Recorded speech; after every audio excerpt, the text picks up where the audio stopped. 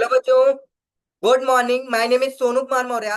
आज हम CA intermediate group one का भाई पेपर नंबर 2 है, जिसमें हम लोग एलएलपी चैप्टर को कंटिन्यू कर रहे थे। हमने इसके पिछले सेशन में सेक्शन 59 तक कवर किया था। आज हम सेक्शन 60 को आगे कवर करेंगे, जिसमें आपको ये पढ़ाया जाएगा भाई कि कंप्रोमाइज एंड अरेंजमेंट का मतलब क्या होता है, और reconstruction of limited liability partnership. भाई कंप्रोमाइज का मतलब होता है कि आपस में भाई किसी भी चीज के डिस्प्यूट से रिलेटेड डिसीजन लेना, कंप्रोमाइज करना, या फिर अरेंजमेंट करना। भाई अरेंजमेंट का मतलब ये होता है सिंपल, किसी भी चीज की हमारे पास क्या है, थोड़ा से कमी है और हम उसे अरेंज कर लेते हैं। लाइक हमें किसी को पैसा पे करना, बट हमारे पास पैसा नहीं है, बट हम लोग आपस में किसी भी प्रकार से अरेंजमेंट कर लेते हैं। तो ये हुआ arrangement. Reconstruction of limited liability partnership. Reconstruction of limited liability partnership का मतलब ये होता है कि सिंपल सी बात है, आपस में पार्टनर किसी भी प्रकार का चेंजेस करके रिकंस्ट्रक्शन कर रहे हैं, वो होता है reconstruction of limited liability partnership. अब क्या पढ़ेंगे भाई, compromise or arrangement of limited liability partnership section 60, where compromise or arrangement is proposed. भाई कंप्रोमाइज एंड अरेंजमेंट प्रपोज्ड कैसे होता है भाई? आपका कंप्रोमाइज किसके किसके बीच होगा भाई? जिनके जिनके बीच बिजनेस होगा। हमारा भाई एंटिटी क्या है? एलएलपी है। भाई एलएलपी आप लोग जानते हो क्या होती है? एक प्रकार की न्यू फॉर्म भाई। ये क्या है? कॉर्पोरेट एंटिटी है, न्यू आई है, जो कि एंटरप्रेन्योर लोग ज्यादा यूज करते हैं इस मोड पे बिजनेस करना। ठीक है। तो एलएलपी, और ये एलएलपी के क्या होंगे, बहुत सारे क्रेडिटर्स वगैरह होंगे। उनके बीच यदि आपका किसी भी प्रकार का क्या है भाई, बकाया है या कुछ भी है जिसे हम बोलते हैं लायबिलिटी या फिर ड्यूज बाकी है, तो हम लोग क्या करेंगे, कंप्रोमाइज या अरेंजमेंट करेंगे। भाई उसे सेटलमेंट करेंगे किसी भी तरह से। तो क्या कह रहा है पहले पॉइंट में, between a limited liability partnership and its creditor or, जरूरी नहीं है कि यही सरकमस्टांसेस हो। ठीक है ना, बहुत सारे सरकमस्टांसेस हो सकते हैं। ये डिपेंड करता है भाई as per fact are circumstances, भाई किस प्रकार का आपके एलएलपी में इशू है, और आप अरेंजमेंट कर रहे हैं या फिर कंप्रोमाइज कर रहे हैं, क्या कर रहे हैं भाई। अब देखते हैं, between a limited liability partnership and it's partner. भाई आपके बीच पार्टनर्स और एलएलपी के बीच कंप्रोमाइज हो सकता है। ओके। तो अब आगे देखेंगे भाई, द ट्रिब्यूनल। भाई सिंपल सी बात है, सपोज एक एलएलपी है और भाई इस एलएलपी में ये कोई क्या है, क्रेडिटर है। अब ये क्रेडिटर कैसे बनेगा? ये क्रेडिटर क्या करता है, इस एलएलपी को माल उधार में सप्लाई करता है। ओके, सप्लाई कर रहा है।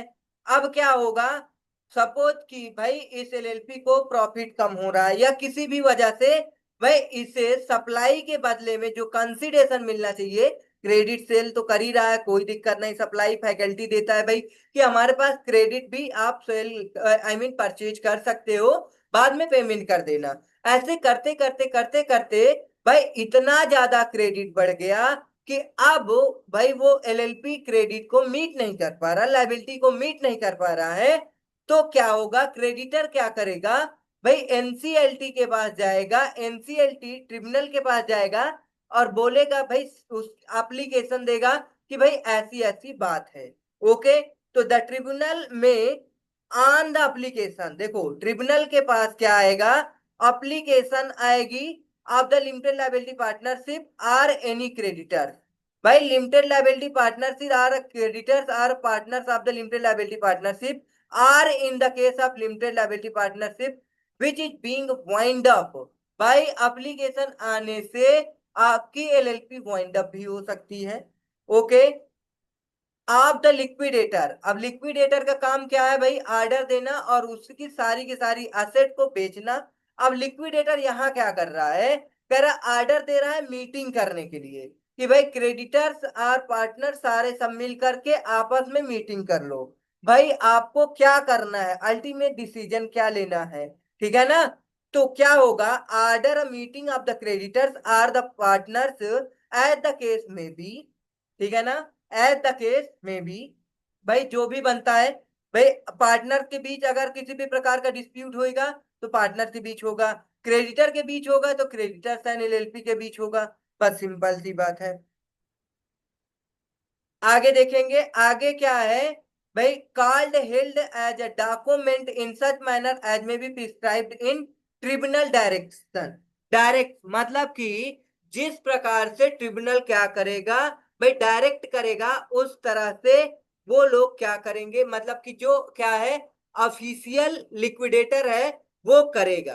भाई अब ऑफिशियल लिक्विडेटर क्या करेगा, आ करके सारी एसेट बेचवाएगा, वाइंडिंग अप करवाता है। लेकिन यहाँ पे अगर किसी भी तरह से समझौता करा देता है, ठीक है ना। समझौता कैसे होगा, क्रेडिटर को पेमेंट करने के लिए रेडी हो जाता है एलएलपी वाले, तो कोई दिक्कत नहीं भाई, आप पेमेंट करो, ओके खुश रहो, कोई दिक्कत नहीं है। अगर आप पेमेंट नहीं करते हो तो फिर दिक्कत पड़ती है।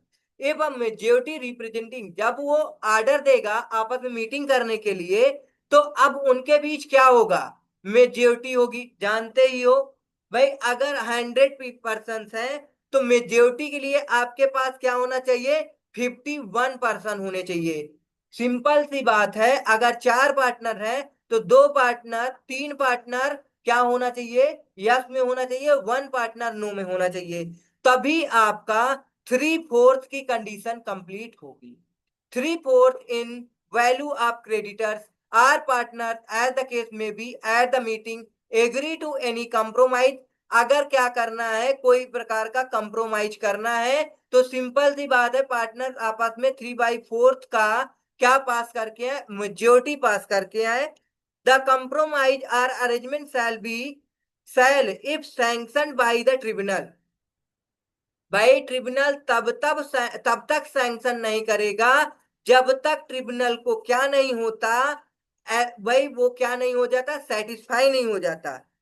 By the order be binding all the creditors, all the partners, as the case may be, and also the limited liability partnership are in the case of the limited liability partnership is being winding up on the liquidator or the contributaries of the limited liability partnership। भाई अगर 3/4 की maturity मिल गई है partners के बीच, कुछ भी LLP के बीच अगर कैसा भी अगर डिस्प्यूट चल रहा है, तो वो लोग क्या करेंगे, अपने अकॉर्डिंग करेंगे, या वाइंडिंग अप करना है या फिर आगे क्रेडिटर को पैसा पे करके उसे शांत करना है। ठीक है। अब यहाँ पे एक्सेप्शन आता है, क्या आता है, provided that no order sanctioning. तब तक ऑर्डर सैंक्शनिंग नहीं होगा जो भी आपने कंप्रोमाइज या अरेंजमेंट के लिए डिसीजन लिया आपस में मीटिंग करके, जब तक ट्रिब्यूनल क्या नहीं हो जाता है, सेटिस्फाई नहीं हो जाता है। सेटिस्फाई होना कंपलसरी है। That the limited liability partnership or any person by whom an application has been made, application has been made।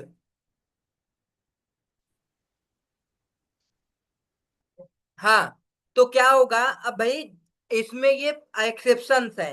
Exception क्या है कि जब तक क्या नहीं होगा, ट्रिब्यूनल सेटिस्फाई नहीं हो जाता तब तक उस कोई भी डिसीजन नहीं ले सकते आपस में पार्टनर। फिर उसके बाद क्या है कि has been made under subsection 1 disclose the tribunal by affidavit और अदरवाइज। एफिडेविट या फिर कुछ भी दे करके उसे सेटिस्फाई करे all the material fact relating to the limited liability partnership, including the latest financial position of the limited liability partnership and the pendency of any investigation proceeding in relation to the limited liability partnership। Okay, तो ये सारा subsection 2 में क्या बताया गया है। हाँ, subsection 1 में क्या हुआ भाई, ऑर्डर दिया जाएगा। भाई कोई भी क्रेडिटर है उसको नहीं लगता कि भाई हमारा पेमेंट नहीं पे किया जा रहा है, तो वो क्या करेगा, ट्रिब्यूनल के पास जाके एप्लीकेशन देगा। ट्रिब्यूनल क्या करेगा, किसे अपॉइंट करेगा, लिक्विडेटर को।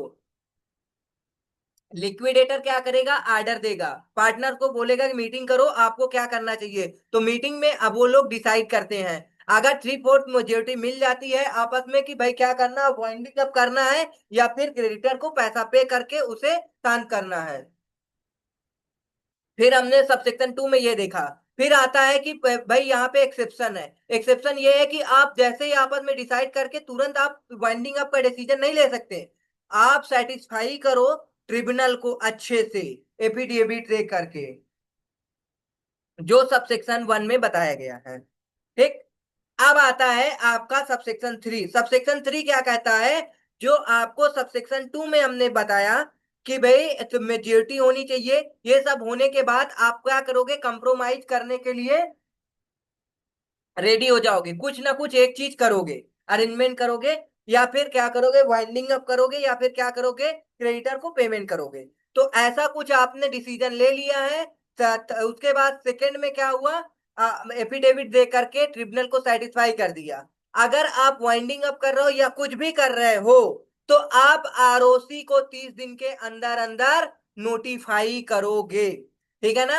shall be filed by the limited liability partnership with the registrar within 30 days after making such an order, and shall have effect only after it is so filed।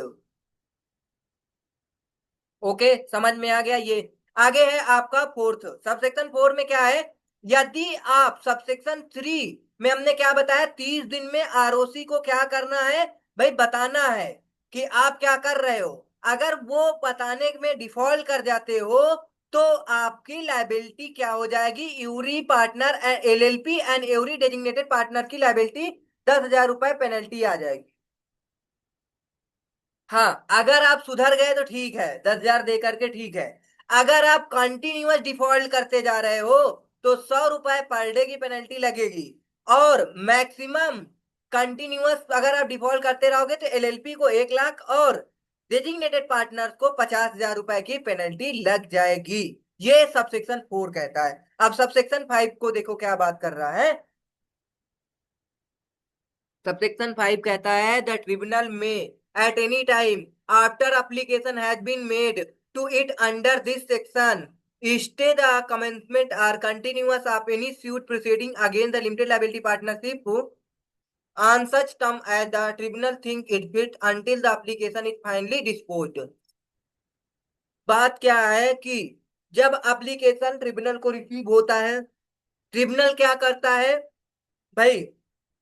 वो जब तक final decision नहीं दे देता, तब तक उसे जो ठीक लगता है, थिंक फिट लिखा है ना, think fit until the application is finally disposed, तब तक वो कुछ भी कर सकता है भाई, किसी भी चीज के लिए ऑर्डर दे सकता है। अब सबसेक्शन 6 आता है। सबसेक्शन 6 में क्या है आपका? हाँ, तो ओवर हो गया भाई। ये आपका क्या था? सेक्शन 60 था। सेक्शन 60 में सबसेक्शन 1 2 3 4 5 ये था आपका क्या? भाई reconstruction of LLP, limited liability partnership. आगे है अब सेक्शन 61।